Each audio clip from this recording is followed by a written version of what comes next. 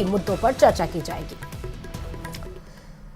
और इस बीच सीकर से बड़ी खबर भी आपको बताते चले, जहां पर डोटासरा के घर पर ईडी की कार्रवाई में लगातार अपडेट्स आ रहा है। जी हां, गोविंद सिंह डोटासरा के घर पर भी ईडी की आज पहुंच गई। आज सीकर बंद का आह्वान किया गया है कांग्रेस की तरफ से। बड़ी संख्या में कांग्रेस के नेता आज सीकर पहुंचेंगे। कल ही आपको बता दें कि गोविंद सिंह डोटासरा के घर पर कई घंटे ईडी ने तलाशी की थी। हालांकि ईडी को लेकर दिल्ली से लेकर राजस्थान तक कांग्रेस नाराज है, लगातार आरोप लगा रही है कि जब भी चुनावी माहौल आता है तो ईडी और इनकम टैक्स की लगातार कार्रवाई तेज हो जाती है। और उधर बीजेपी इस बात को लेकर प्रेस कॉन्फ्रेंस लगातार कर रही है और साथ ही कांग्रेस के ऊपर कटाक्ष कर रही है। एक तरफ बीजेपी कह रही है कि ईडी की कार्रवाई सही है, तो कांग्रेस कह रही है कि ईडी की कार्रवाई गलत है। इसको एक तरह से टूल बनाकर इस्तेमाल किया जा रहा है। और इस खबर पर हमारे साथ संदीप जुड़े हुए हैं। संदीप, ईडी की कार्रवाई में अब लगातार इसकी जो आंच है वो गोविंद सिंह डोटासरा के घर पर भी पहुंची, लेकिन आज कांग्रेसियों के द्वारा सीकर बंद बुलाया गया है।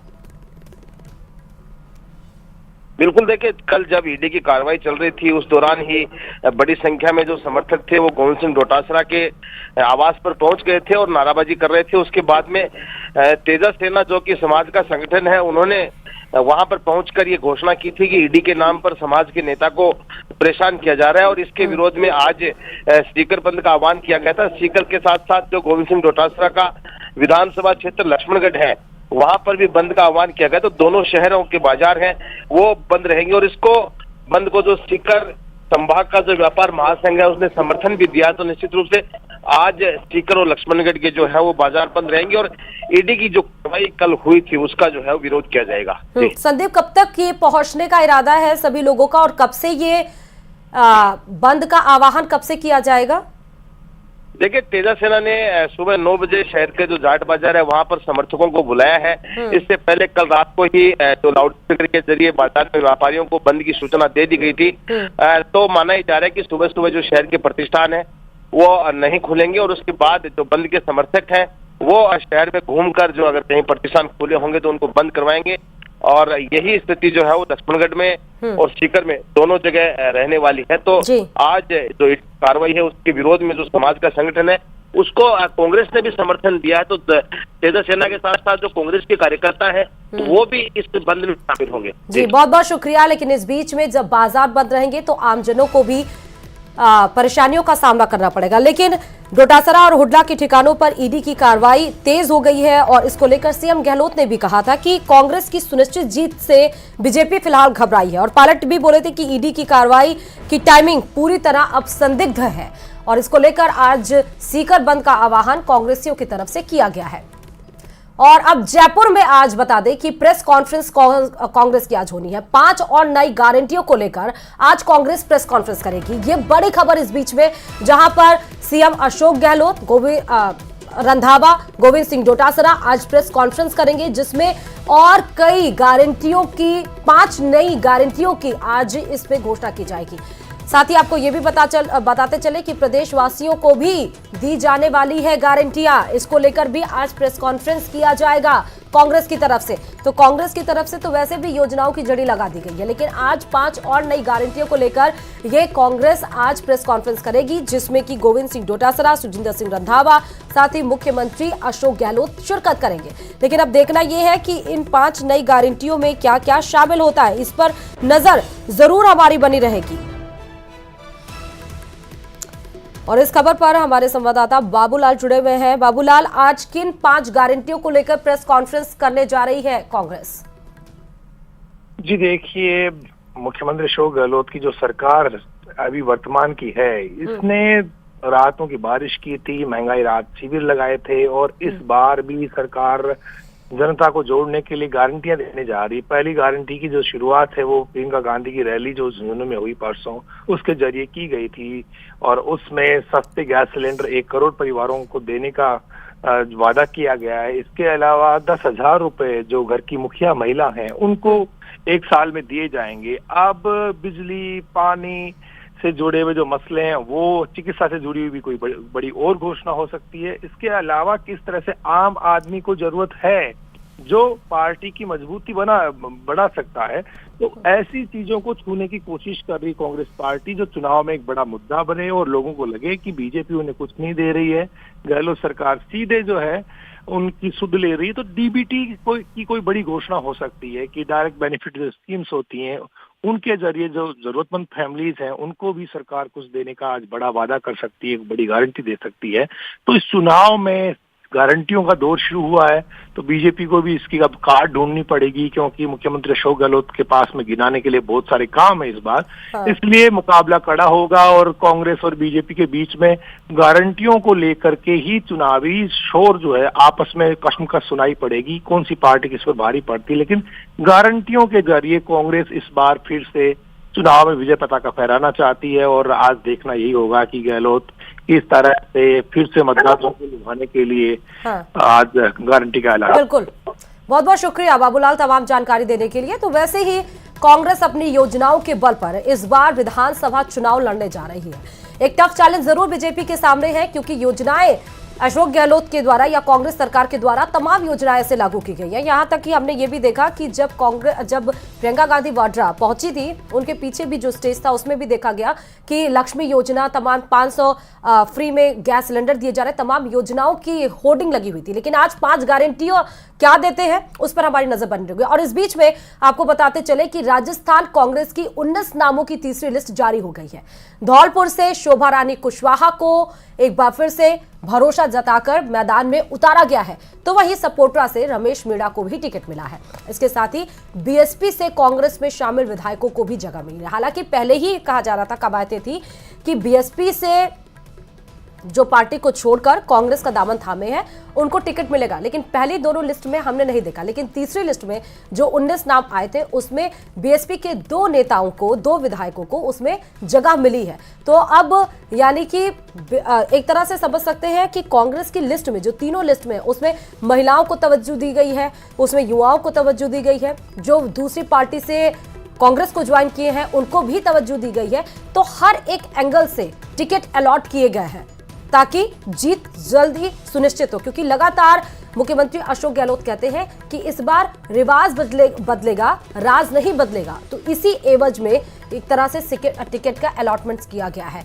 बताते भी चले कि गजराज खटाना को बांदी कुई से दिया गया है, और साथ ही सीएल प्रेमी बैरवा को केशवराव पाटन से, मोती राम कोहली को रेवदर से, मदन प्रजापत को पचपदरा से, श्रवण कुमार को सूरजगढ़ से। तो तमाम वो नाम हम आपको दिखा भी रहे हैं अपने टीवी स्क्रीन पे, चाहे वो आप दाएं हाथ पे देख लीजिए, चाहे वो बाएं हाथ पे। ये नाम वो है जिनको टिकट मिल चुके हैं कांग्रेस की तरफ से। और अब बारी अगली खबर की, जहां पर आम आदमी पार्टी को लेकर बड़ी खबर आपको बता दें इस बीच में, जहां पर राजस्थान प्रत्याशियों की पहली लिस्ट जारी कर दी गई है, क्योंकि आम आदमी पार्टी भी इस बार 200 विधानसभा सीट पर लड़ाई लड़ने के लिए अपनी कमर कस चुकी है। और पहली लिस्ट राजस्थान प्रत्याशियों की आप पार्टी ने जारी कर दी है। आम आदमी पार्टी को लेकर यह सबसे बड़ी खबर है। राजस्थान प्रत्याशियों की यह पहली लिस्ट जारी की गई है, जिसमें 23 प्रत्याशियों को जगह मिली है। उदयपुर से मनोज लबाना को, डूंगरपुर से देवेंद्र कटारा को, गंगानगर से हरीश रहेजा को टिकट मिला है। तो बड़ी खबर बता रहे हैं। हालांकि सियासी गलियारों में एक तरह से हलचल ये भी रहती है कि आपकी जहां जहां पर एंट्री होती है वहां वहां पर कांग्रेस को लॉस होता है। आपने एंट्री की अगर पंजाब में, तो वहां पर कांग्रेस की क्या हाल हुई। आपने एंट्री की गुजरात में, कांग्रेस वहां पे सेकंड पे थी, वहां पर क्या हाल हुआ है। और एक बार फिर से आपकी एंट्री राजस्थान में हो चुकी है। 23 उम्मीदवारों की पहली सूची जारी कर दी गई है। और अब बात अगली खबर की। भारतीय ट्राइबल पार्टी यानी कि बीटीपी ने अपने 3 उम्मीदवारों की दूसरी लिस्ट भी जारी कर दी है। ये बता दें कि ये अभी नई पार्टी बनी है, जिसमें 3 उम्मीदवारों की तीसरी सूची जारी की है। इस बार बांसवाड़ा जिले के 2 और उदयपुर के 1 उम्मीदवार की घोषणा की गई है, जबकि पहली लिस्ट में 9 उम्मीदवार मैदान में उतारे गए थे। डूंगरपुर में बीटीपी के प्रदेशाध्यक्ष डॉक्टर वेलाराम घोगरा ने यह बताया कि विधानसभा चुनाव को लेकर दूसरी लिस्ट में 3 उम्मीदवारों की घोषणा की गई है। बांसवाड़ा सीट से भगवती लाल, थावर चंद डिंडोर को प्रत्याशी बनाया गया है और इसके अलावा बांसवाड़ा के घाटोल से धीरजमल गोतिया निनामा को प्रत्याशी बनाया गया है। वहीं बात करें अगर उदयपुर की, तो वहां के गोगंदा से शंकरलाल पूनाराम पारगी को उम्मीदवार घोषित किया गया है, जबकि इससे पहले 9 उम्मीदवारों की पहली लिस्ट जारी कर दी गई थी।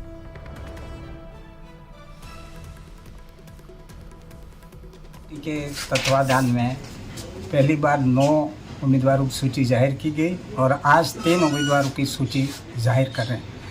जिन उम्मीदवारों के क्षेत्र के लोगों से आम राय से कैंडिडेट तय किए, प्रदेश अध्यक्ष पास में सूची आई और राष्ट्रीय अध्यक्ष महोदय से अनुमोदन कराकर आज इन 3 व्यक्तियों का नाम घोषित किया जाता है। और इस बीच में बड़ी खबर आपको बता दें, जहां पर आरएलपी यानी कि हनुमान बेनीवाल की पार्टी और आजाद समाज पार्टी का गठबंधन हो गया है। जी हां, हनुमान बेनीवाल और चंद्रशेखर ने ऐलान ये किया है कि इस बार साथ मिलकर विधानसभा चुनाव लड़ेंगे।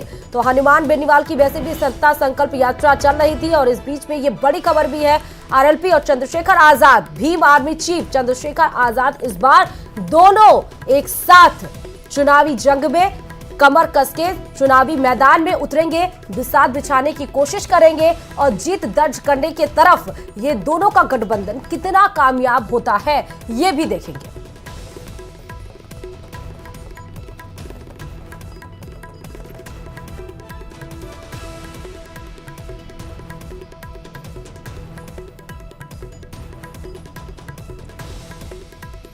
तो आरएलपी और आजाद समाज पार्टी का गठबंधन, इस बीच में बड़ी खबर, जहां पर आरएलपी प्रमुख हनुमान बेनीवाल और भीम आर्मी चीफ यानी कि चंद्रशेखर आजाद इस बार राजस्थान के विधानसभा में एक साथ चुनावी मैदान में उतरेंगे। और अब बात अगली खबर की, जहां पर प्रियंका गांधी को चुनाव आयोग का नोटिस आखिरकार मिल ही गया। चुनाव आयोग ने कारण बताओ नोटिस भेजा है प्रियंका गांधी वाड्रा को और इस बीच में इसलिए क्योंकि आदर्श आचार संहिता के उल्लंघन का आरोप बीजेपी की तरफ से लगातार लगाया जा रहा था। बीजेपी लगातार ये कह रही थी कि दान पात्र में जो भी लिफाफा डाला गया था वो वर्शिप एक्ट के तहत आता है और वर्शिप एक्ट के तहत में कोई किसी से सवाल नहीं कर सकता है, लेकिन प्रियंका गांधी वाड्रा ने उस पर तंज कसा था और इसीलिए लगातार राजेंद्र राठौड़ की तरफ से या बीजेपी के तमाम बड़े नेताओं की तरफ से प्रियंका गांधी पर आरोप लगाए जा रहे थे। चुनाव आयोग से नोटिस शिकायत की गई थी और अब चुनाव आयोग ने आखिरकार कारण बताओ नोटिस भेज भी दिया है। बीजेपी ने कल ही चुनाव आयोग में शिकायत की थी। अब 30 अक्टूबर को शाम 5 बजे तक प्रियंका गांधी वाड्रा को चुनाव आयोग को जवाब देना होगा कि आखिर उन्होंने ऐसा क्यों किया था। प्रियंका गांधी वाड्रा को निर्वाचन आयोग ने कारण बताओ नोटिस जारी कर दिया और उनको यह नोटिस राजस्थान में चुनावी रैली के दौरान आदर्श आचार संहिता के दिशा निर्देशों का उल्लंघन को लेकर जारी किया गया। गौरतलब है कि बीजेपी प्रियंका गांधी पर राजस्थान में अपने चुनाव अभियान के दौरान झूठे दावे करने के लिए प्रधानमंत्री नरेंद्र मोदी की व्यक्तिगत धार्मिक भक्ति का इस्तेमाल करने का आरोप लगाया और चुनाव आयोग से उनके खिलाफ कार्रवाई करने का आग्रह किया गया।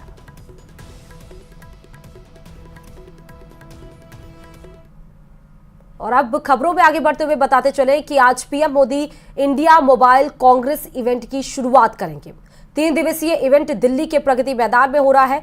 टेक्नोलॉजी लवर्स के लिए ये इवेंट सबसे खास है, जिसमें नए इनोवेशंस के साथ बेहतर नेटवर्किंग और टेलीकॉम सेक्टर को लेकर कई बड़ी घोषणाएं हो सकती हैं। ये इवेंट 27 अक्टूबर से लेकर 29 अक्टूबर तक चलेगा, यानी कि 2 दिन का ये इवेंट मान सकते हैं आप। इस इवेंट में दुनिया भर से 31 देशों के प्रतिनिधि डेलीगेट्स इसमें हिस्सा लेंगे। तो 31 देशों के रिप्रेजेंटेटिव्स इसमें हिस्सा लेंगे। ये एक इनोवेटिव इवेंट भारत के लिए है। दुनिया भर से इसमें 31 देश जब शिरकत करेंगे। 27 अक्टूबर से लेकर 29 अक्टूबर तक ये इवेंट चलेगा। इसमें कई बड़ी घोषणाएं हो सकती हैं। साथ ही इनोवेशन के साथ बेहतर नेटवर्किंग और टेलीकॉम सेक्टर को कई बड़ी घोषणाएं केंद्र सरकार की तरफ से आज दी जा सकती है। तो वही वैभव